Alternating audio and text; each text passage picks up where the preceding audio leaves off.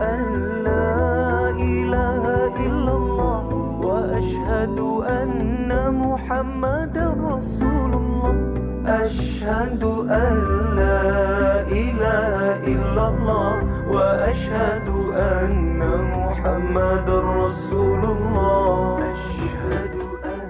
Assalamualaikum warahmatullahi wabarakatuh. Junjungan Nabi Muhammad sallallahu alaihi wasallam telah bersabda, "May yuridillahu bi khairan yufaqihu fid din." Barang siapa yang Allah inginkan kebaikan baginya, maka Allah akan memberi kefahaman agama kepadanya. Biak letih di dunia, janji kita rehat di sana. Bimbingan Fardu Ain setiap hari Ahad hingga Khamis pukul 6 petang hingga 6.45 petang di Radio Malaysia Kedah FM.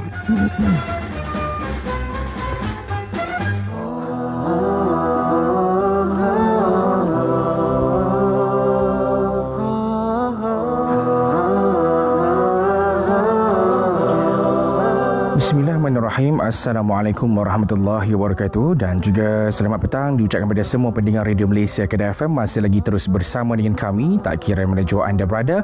Dengarkan juga secara online di www.kedahfm.rtm.gov.my. Dan juga terima kasih kepada rakan setugas iaitu Faizal Zainal Abidin yang bersama dengan anda semua dari pukul 2 petang sampai di tekan 6 petang dengan lagu-lagu yang terbaik dan juga info-info yang terkini.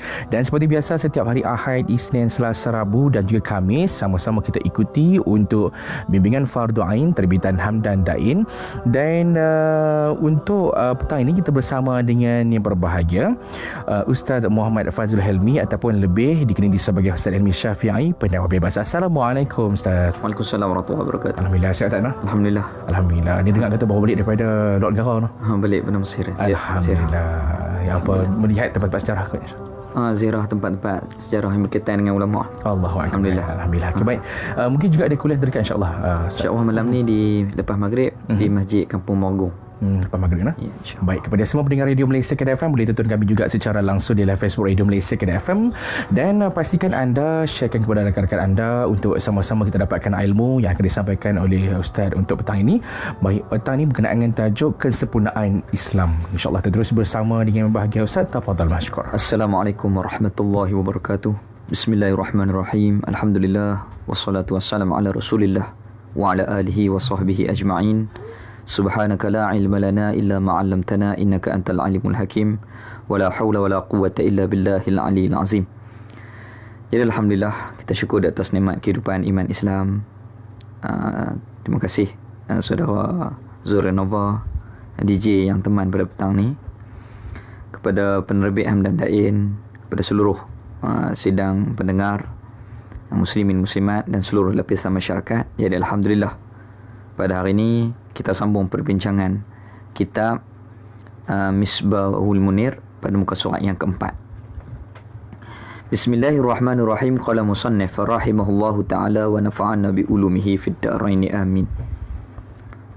Bermula Islam itu mengikut zahir dan mengaku zahir oleh seseorang akan segala perkara yang dibawa datang akan dia oleh Rasul sallallahu alaihi wasallam daripada pekerjaan agama yang diketahui akan dia akan perkara yang dibawa datang oleh Rasul itu dengan daruri, yakni ketiadaan fikir, bahkan kesemua orang tahu belaka kata perkara itu daripada pekerjaan agama, sehingga kanak-kanak pun tahu seperti sembahyang, puasa. Jadi kita bincang pada petang ni iaitulah tajuk yang berkaitan dengan Islam. Islam ay yakni al-istislam wal inqiyad. Islam itu patuh, taat, ikut apa yang Rasulullah datangkan kepada kita.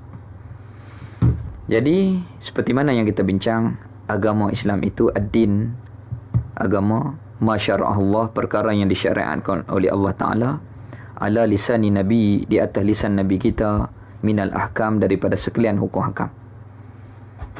Jadi agama tu syariat Allah Ta'ala yang disampaikan oleh Rasul kita daripada hukum hakam, wajib, sunat, hukum hakamnya, haram, makruh dan harus.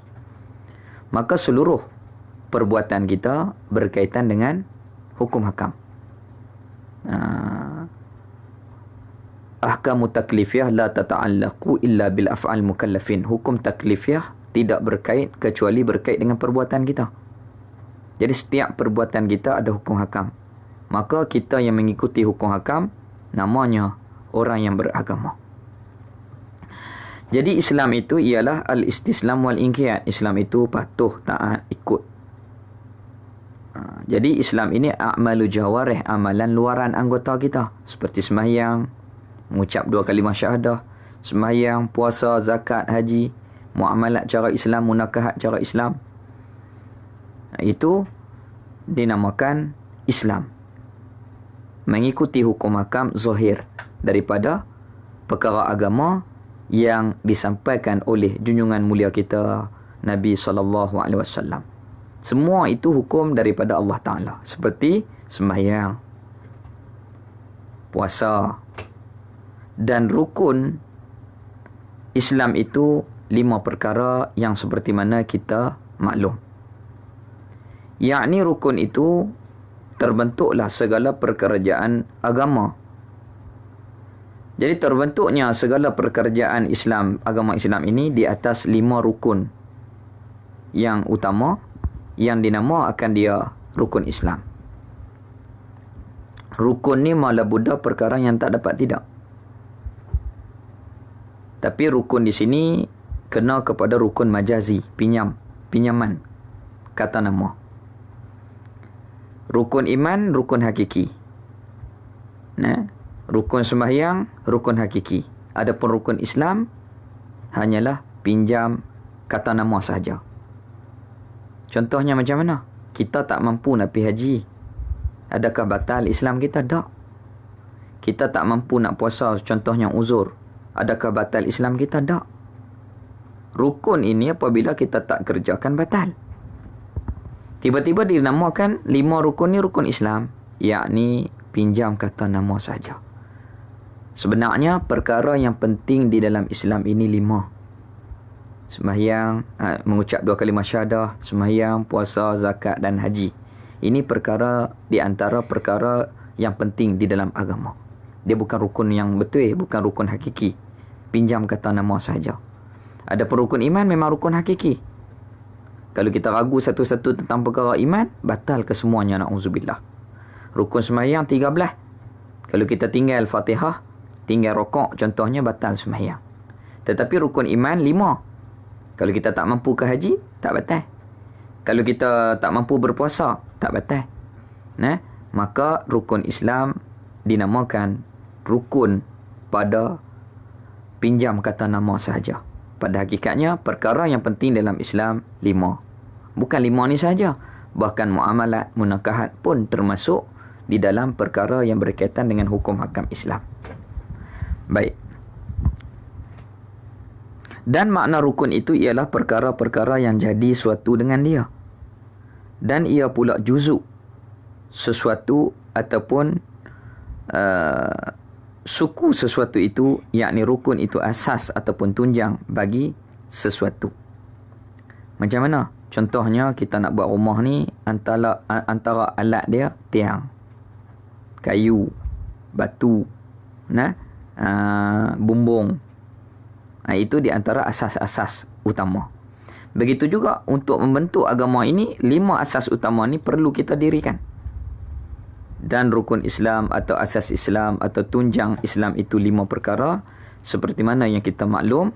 Pertamanya, mengucap 2 kalimah syahadah, iaitu asyhadu an la ilaha illallah wa asyhadu anna Muhammadar Rasulullah. Ini adalah rukun yang utama di dalam Islam. Artinya, arti 2 kalimah syahadah itu, aku menyaksi dan aku mengaku dengan lidahku bahawa tiada Tuhan melainkan Allah, dan aku menyaksi dan aku mengaku bahawasanya Nabi Muhammad itu adalah Rasul dan utusan Allah Ta'ala. Jadi rukun yang pertama dalam Islam ini iaitulah kita ni mengucap 2 kalimah syahadah. Maka pembahasan fiqahnya, apabila kita ni Islam, ibu dan ayah kita, sunat muakkad kita ni mengucap 2 kalimah syahadah. Adapun orang yang non-Muslim nak masuk Islam, maka wajib mengucap 2 kalimah syahadah hukumnya. Kerana 2 kalimah ini walaupun pendek tetapi maknanya luas. Orang panggil jawami'ul kalim. Perkataannya pendek tetapi maknanya luas, seperti takwa. Pendek. Apa makna takwa? Kalau kita nak hurai panjang. Isi agama itu adalah takwa. Imtisalul awamil wajitina bin nawahi. Buat apa yang Allah Ta'ala suruh, tinggal apa Allah Ta'ala larang. Termasuk dalam makna takwa. Luas makna je. Begitu juga makna dua kalimah syahadah. Allah sebagai Tuhan, Nabi Muhammad itu sebagai Rasul. Luas makna untuk kita bincangkan. Ini rukun yang pertama seperti mana yang kita maklum. Dan rukun yang pertama inilah iaitu mengucap dua kalimah syahadah sebagai asas ataupun tunjang utama bagi seseorang Islam sehingga tiada dihukumkan dengan seorang itu dengan Islam kecuali ianya menyebut dengan lidah akan dua kalimah itu. Tetapi orang-orang yang sudah Islam, dua ibu bapaknya, tidak wajib lagi mereka itu menyebut dua kalimah itu. Jadi bagi kita ayah dan ibu Islam, kita ni Islam secara bakar, secara keturunan, alhamdulillah, maka tidak wajib bagi kita untuk mengucap dua kalimah syahadah. Maka hukumnya sunat muakkad. Ini pembahasan hukum hakam di dalam pertuturan dua kalimah syahadah. Kerana memadai dengan menurut agama ayah dan ibu kita. Alhamdulillah. Dan berkata setengah ulama, wajib juga. Bagi orang Islam pun wajib juga berkata di dalam seumur hidupnya, walaupun sekali, supaya lepas tuntutan Allah Ta'ala. Ini rukun yang utama. Sabda Nabi Habibuna Mustafa sallallahu alaihi wasallam dalam hadis yang sahih bersabda, ia Nabi kita yang mulia sallallahu alaihi wasallam, umirtu an uqatila nas hatta yashhadu an la ilaha illallah. Al-hadis ini hadis di awal Islam. Diperintahkan akan aku bahwasanya membunuh akan segala manusia sehinggalah menyaksi dan mengaku dengan lidah mereka bahwasanya tidak ada Tuhan melainkan Allah hingga akhirnya. Jadi ini hadis di awal Islam. Apabila mengucap dua kalimah syahadah, maka dibebaskan orang itu. Tetapi sudah dinasahkan. Sudah dinasahkan kerana agama ini tidak ada paksaan. La ikraha fid din, tidak ada paksaan di dalam beragama. Maksudnya orang non-Muslim nak masuk Islam, kita tak boleh paksa. Tetapi secara hukum hakamnya, yang Islam dah wajib memelihara agama. Wajib kita syukuri di atas nikmat agama ini. Keduanya daripada rukun Islam iaitulah sembahyang 5 waktu. Aqimus salah. Wajib kita menunaikan akan sembahyang 5 waktu.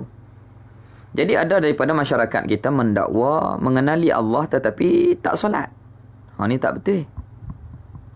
Orang yang kenal Allah Ta'ala mestilah mendirikan, melaksanakan apa yang diperintah oleh Allah Ta'ala. Sebab hakikat kita makhluk ni adalah lemah. Hakikat kita ni hamba. Apabila kita ni lemah, tumpang Allah Ta'ala, apa yang diperintahkan oleh Allah wajib kita tunaikan.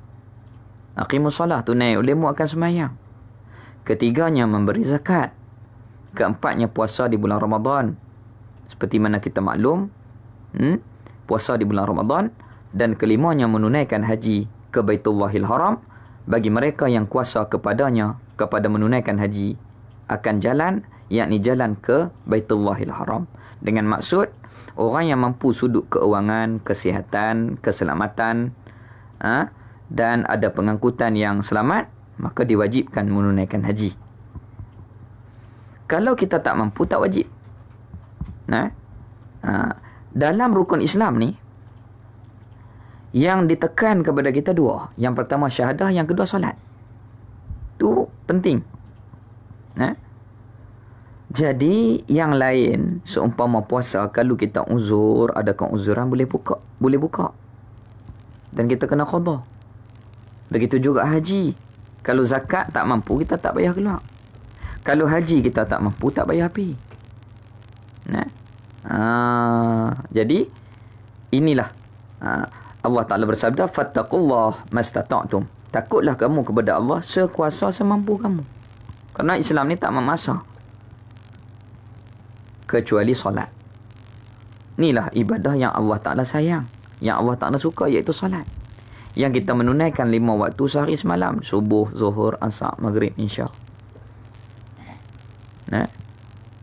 Maka di dalam solat tu, kata ulama, ada kelima-lima rukun Islam dalam tu. Yang pertama syahadah ada dalam tasyahud, dalam tahiyat. Yang kedua solat, memang kita solat. Yang ketiga berpuasa, yakni dalam solat kita tak boleh makan, tak boleh minum. Dan yang keempat zakat. Macam mana pula zakat dalam sembahyang? Contohnya, kita menyega pasal malam. Waktu maghrib tu kalau kita menyega boleh berapa puluh ringgit. Kita tinggal 10 minit kita sembahyang, seolah-olah telah kita mengeluarkan zakat. Dan haji, iaitu kita kena ke Baitullahil Haram. Begitu juga solat, kita menghadap ain kiblat, iaitu Kaabah. Maka kelima rukun Islam ini sudah mencakupi dalam solat. Itu kata ulama, dengan sebab inilah sekasih-kasih ibadah hamba Allah Ta'ala kasih kepada ibadah, iaitulah kepada solat kita. Itu diberikan hukum hakam puasa, zakat, haji ini melalui kiriman kepada wasitah perantaran malaikat Jibril. Adapun solat, Allah yang mengkurniakan sendiri. Itu di dalam Isra' wal Mi'raj. Apabila Nabi kita daripada Mekah ke Madinah, Madinah pula ke Madian pula ke Baitul Muqaddis ke Palestin. Di antara Baitul Muqaddis ke Palestin, Allah Ta'ala zahirkan, Allah Ta'ala tunjuk baik gambaran kepada Rasulullah, gambaran orang yang tidak menunaikan akan solat. Iaitu dia ambil batu, dia katok kepala dia sendiri pecah. Kemudian elok dia ambil, dia katok balik. Jadi bab solat ni tak boleh kita ambil ringan. Kalau kita ambil ringan, maka itulah keadaan agama kita. Kalau kita ambil jaga akan solat, insya-Allah terjaganya agama kita. Jadi ini perkara yang amat penting di dalam Islam. Sembahyang, syahadah, sembahyang, itu dua perkara yang penting. Kemudian puasa Ramadan, zakat bagi yang mampu, haji bagi yang mampu. Kita perasan tak Zul?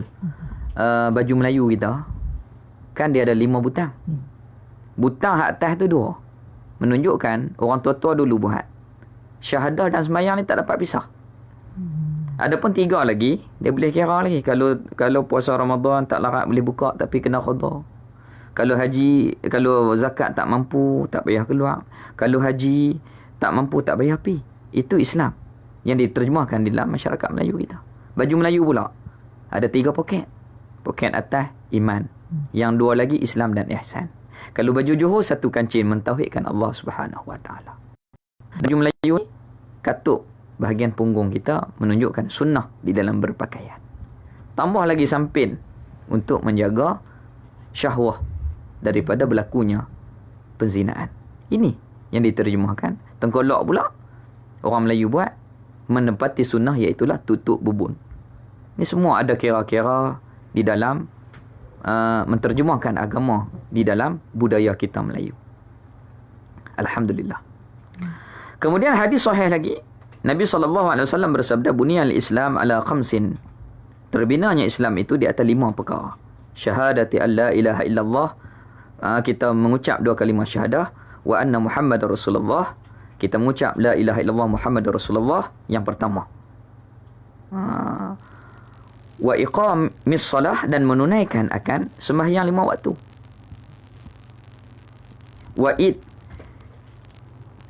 Wa ita'iz zakah wa shaum Ramadan wa haji baitillah min istata'i ilaihi sabila.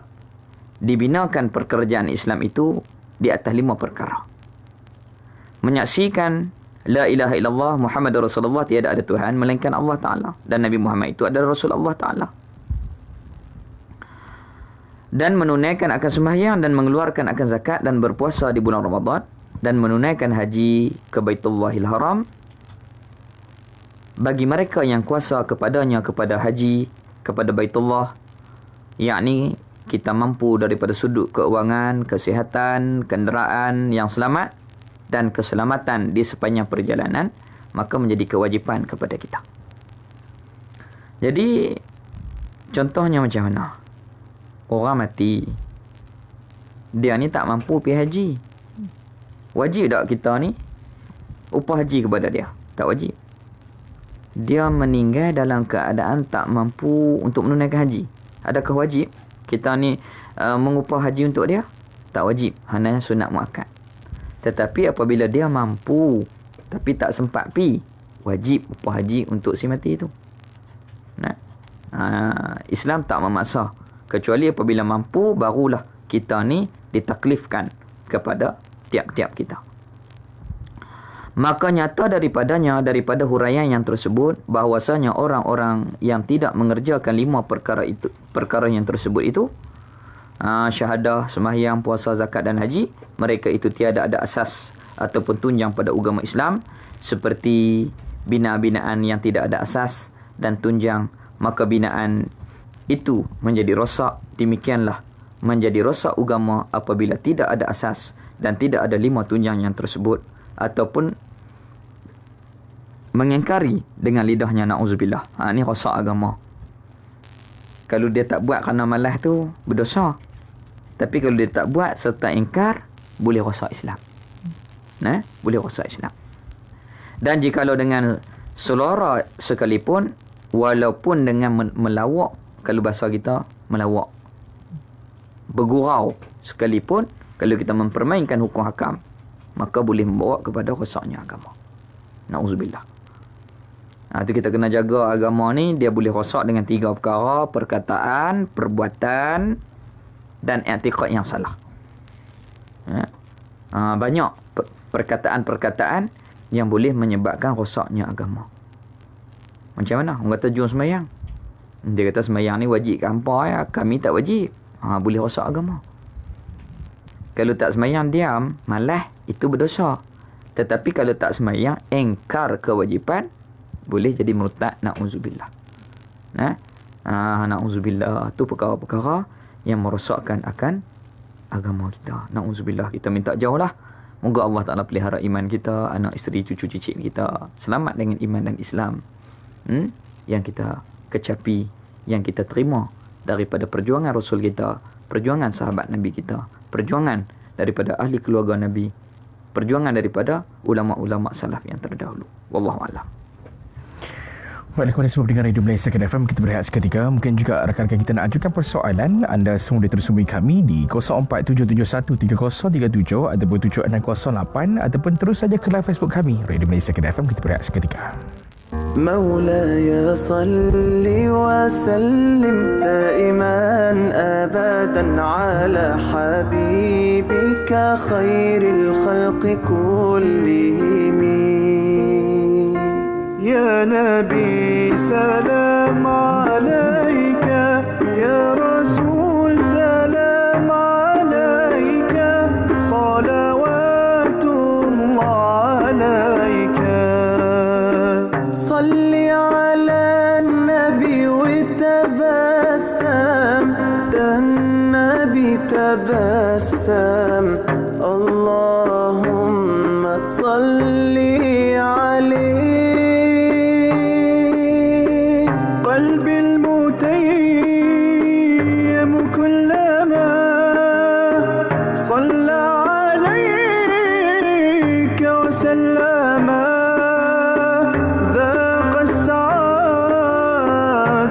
مغرما يا محمد صلوا عليه شافع الأمة بذكر الرسول تشحذ الهمة يا ربي بجاه النبي أزح الغمة يا ربي بجاه النبي أزح الغمة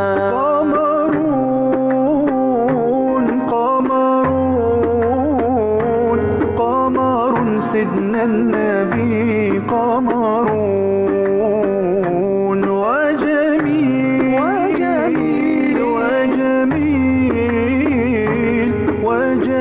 سيدنا النبي وجميل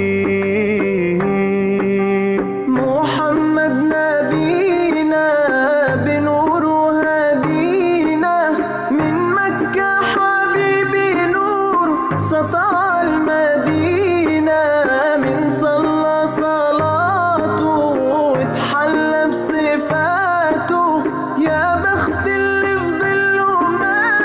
يشفع له فيما ماتوا. السلام عليك يا رسول الله. السلام عليك يا حبيبي يا رسول الله.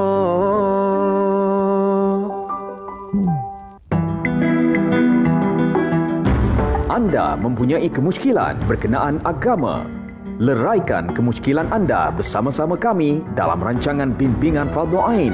Persoalan anda akan dijawab oleh pakar agama dalam bidang masing-masing. Jangan lupa rancangan bimbingan Fardhu Ain di Radio Malaysia Kedah FM setiap hari Ahad hingga Kamis pukul 6 petang di Kedah FM.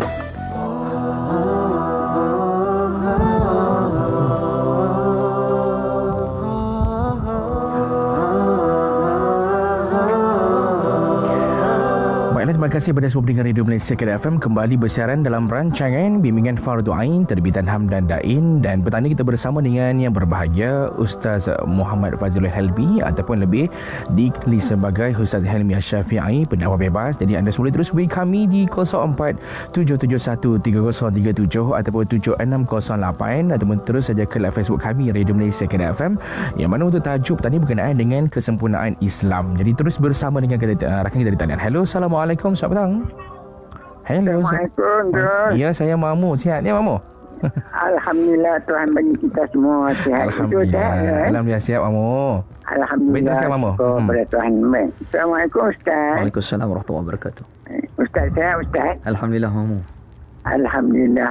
Rukun Islam yang kelima ni kita ambil. Tapi yang kadang-kadang 4 Mamu tolak.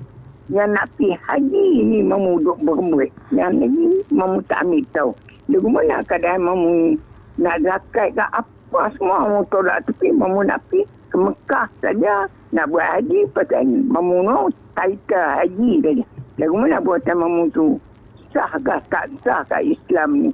Kadang-kadang Islam ni nama ya Islam. Nama Mamu ni nama ya Islam. Tapi dalam pasport Islam tapi tak buat orang Islam. Yang tu tolonglah nasihat kat Mamu dan nasihat kat siapa-siapa lagi lah. Assalamualaikum warahmatullahi wabarakatuh. Waalaikumsalam. Kata baik, InsyaAllah itu antara bagi kita. Kita bersama lagi. Hello, Assalamualaikum. Selamat petang. Waalaikumsalam. Ya, siapa di dalam ni? Kak Umi. Baik, Kak Umi. Teruskan, Kak Umi. Assalamualaikum, Ustaz. Waalaikumsalam warahmatullahi wabarakatuh. Dalam kita nak membentuk akidah, kita tahu kata kita ni dari bakal Islam. Dia lahir tu memang dah lahir Islam. Tapi bila sampai ke tahap untuk kita nak belajar untuk akidah akaid tadi ni, jadi dia macam tak ambil tahu. Nak pertama dah nak solat. Mengucap tu tak apalah, kita kata dia boleh juga duk mengucap. Dua kalimah syahadah tu. Tapi bila solat, dia kena nak belajar. Kalau kita ajak, kata jom kita pergi solat, alah solatlah dulu. Solatlah dulu. Yang kita ni nak berajak mereka supaya dia terbuka hati untuk nak bersolat. Kita dekatkan diri dengan Allah Ta'ala. Tapi macam mana kalau benda ni dia jadi macam satu rutin dah. Orang tak ambil kisah dah. Kak Umi takut bimbang macam tu. Apakah pandangan Ustaz untuk kita menangani masalah ni? Kita bermula dari rumah gitulah. Okey, terima kasih. Assalamualaikum warahmatullahi wabarakatuh. Jadi Alhamdulillah, soalan yang pertama iaitu Mamu. Jadi rukun Islam yang lain tu kita buat tak peduli, kita pulun yang kelima saja macam mana. Ni kebanyakan daripada masyarakat kita, terutamanya orang Melayu, apabila mereka pergi haji ataupun buat umrah, mereka rasa dah sempurna dah agama. Sedangkan balik tak solat, seumpamanya balik tak menjaga hati ataupun tidak menjaga akhlak, dia rasa macam apabila buat rukun yang kelima, menunaikan haji, dia rasa macam sempurna dah semua. Jadi perkara yang penting, seperti mana yang kita maklum, semua perkara ini adalah kewajipan bagi kita. Yang pertama sekali, syahadah dan solat itu. Puasa bagi kita yang mampu, wajib kita tunaikan. Kemudian adapun zakat bagi yang mampu, wajib kita tunaikan. Dan begitu juga haji. Kita tak boleh pilih yang mana kita suka, itu maknanya kita beramal mengikut hawa nafsu. Tetapi kita sebagai hamba Allah Ta'ala wajib kita menunaikan seluruh apa yang kewajipan bagi kita tu kita kena buat semua. Terutamanya syahadah, sembahyang, puasa dengan baik, mengeluarkan zakat dengan baik, dan kita mengerjakan haji dengan baik. Kita pergi belajar, kita belajar akan rukun-rukun, syarat sah dan seumpamanya. Kadang-kadang pergi haji tak belajar hukum akam. Dia masuk dalam bilik kain ihram dia terpocik kena ayak najis, kemudian pergi tawaf. Sedangkan tawaf ini seperti sembahyang. Tak boleh kita ni dalam keadaan berhadas kecil, dan tak boleh kita ni menanggung najis. Tiba-tiba tak belajar, seronok saja, ditakuti ibadah kita tidak sah. Na'udzubillah. Itu kita kena pi dengan ilmu. Tawaf dengan yakin 7 keliling. Bermulanya daripada dikatakan Hajarul Aswad, sampailah yakin 7 keliling dengan yakin. Kadang-kadang tawaf kita sambil-sambil ligan orang, sambil-sambil lari daripada orang, sambil-sambil kita ni pusing bau kiri kita. Ni adalah bahaya di dalam ibadah kita. Jadi kita kena pi umrah ataupun haji itu dengan ilmu. Kita kena pi dengan ilmu. Apa pun kita kena belajar dengan sempurna. Macam mana cara nak sembahyang dengan sempurna, macam mana puasa dengan sempurna, macam mana zakat yang terbaik, begitu juga haji dan umrah yang terbaik. Kita kena belajar di tanah ayak kita ni. Supaya kita pergi sana ada asas untuk kita bawa dan kita buat dengan keadaan yang terbaik. Kemudian Kak Umi, jadi kebanyakan orang ni dia tak ambil peduli tentang ilmu tauhid, ilmu akidah, ilmu aqaid. Lepas tu apabila dia ajak sembahyang, orang buat lihat, tak peduli. Inilah puncanya. Puncanya Allah mentarbiah Rasul, dakwah yang utama didahulukan masalah keimanan. Umur Rasul 40 sampai 52, maka lebih kurang 12 tahun Rasul kita berdakwah di atas iman. Oleh kerana iman ni elok dan sempurna, maka seluruh apa yang disuruh oleh Allah, maka kena taat. Apa yang dilarang oleh Allah, sahabat tinggalkan. Jadi macam mana kita ni nak beramal dengan amalan syariat? Jawabnya dengan adanya iman yang kukuh, adanya iman yang kuat. Apabila kita yakin betul-betul, maka mau tak mau kita kena taat. Ni sebab dia iman dia longgar. Tu dia buat liat semayang, kadang-kadang tak semayang. Jadi kita perlu kepada tarbiyahnya ilmu akidah ni, kena tekan, kena dalami, kena belajar betul-betul sehingga mendapat ma'rifah seperti ulama-ulama yang mengenali Allah Subhanahu wa taala, ma'rifah yang khas. Jadi saya kongsi sikit yang pi Mesir, dah Zul sebut tadi. Jadi di sana saya menziarahi beberapa awliya, di antaranya di Humaysara, iaitulah Imam Abu Ash'ar Syazili. Dia ni orang Maghribi, kemudian dia alim lah. Cuma satu, dia nak cari guru yang mentarbiah kerohanian dia. Dia merantau sampai ke Iraq. Dia nak cari Syekh Abdul Qadir. Tiba-tiba apabila sampai ke Iraq, orang kata Syekh Abdul Qadir dah wafat. Dia kata, hang ni cari buat apa jauh-jauh, balik negeri hang. Syekh Abdul Salam di Jabal Alam di Morocco ada di sana. Maka dia pun patah balik ke Morocco, Maghribi. Dia pergilah kepada Syekh Abdul Salam. Dia pergi kepada Syekh Abdul Salam. Syekh Abdul Salam kata, hang balik dulu, hang kena suci dulu, bersuci. Dia pun balik mandi, berudu, main balik. Pi pula kali yang kedua tu, dia kata, Syekh Abdul Salam kata, hang balik dulu, bersuci dulu. Dia ingat mandi tak apa-apa nak elok, ataupun berudu tak apa nak elok, dia balik buat elok, bagi elok balik. Dia alim. Dia buat kali yang kedua, pi pula kali yang ketiga, pun tu kata yang sama, balik dulu, sucikan dulu, bersuci. Barulah dia fikir ni bukan suci ilmu fiqh ni. Ni kena bersuci batin. Dia balik bertaubat, berzikir, bertaubat, memohon doa kepada Allah Ta'ala. Pi kali yang ketiga barulah Tok Guru dia terima untuk tarbiyah dia. Apabila tarbiyah dia, kali yang pertama dia pi, Tok Guru dia tahu dah nama anak murid dia ni. Terkejut. Imam Abu Hashim Syazili. Dia sebut nama, wahai Ali. Nama dia Ali. Syazili itu gelaran. Orang yang pelik. Syaz, orang yang pelik. Dia habaq nama bin Ali bin sampailah kepada Saidina Hasan, cucu Rasulullah. Terkejut dia. Dia kata ni memang betul guru keronian aku. Dia belajar sampailah jadi wali. Kemudian dia diarah untuk ke Mesir untuk mentarbiyah khalifah dia. Kalau siapa ambil tarekat Syazili, inilah Imam Abu Hashim Syazili. Kemudian dia pergi tarbiyah anak murid dia Imam Abu Abbas Mursi. Imam Abu Abbas Mursi dia mentarbiyah pula Syekh Ibnu Athaillah Kitab Hikam, Syekh Ibnu Athaillah Sakandari, dan dia tarbiyah juga anak murid dia Imam Busiri. Imam Busiri ini karang pujian kepada Rasulullah. Takdirnya Allah Ta'ala uji lumpuh. Tiba-tiba dalam mimpi dia tidur, Rasulullah datang dalam mimpi dia, tanya, apa khabar kamu? Dia kata, aku khabar baik. Apa pekerjaan kamu? Lah ni duduk karang pujian untuk Rasulullah.